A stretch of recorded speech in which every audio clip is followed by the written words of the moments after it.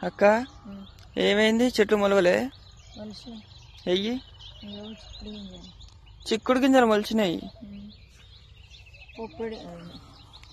కాకర గింజలు ఇక పొట్లకాయ గింజలు పెట్టినాం. పొట్లకాయ గింజ పెడితే ఒక్కటే మొలిచింది. ఒక్కటే చెట్టు అంటే ఒకటే చెట్టు మొలిచింది. కథమే మొలలే.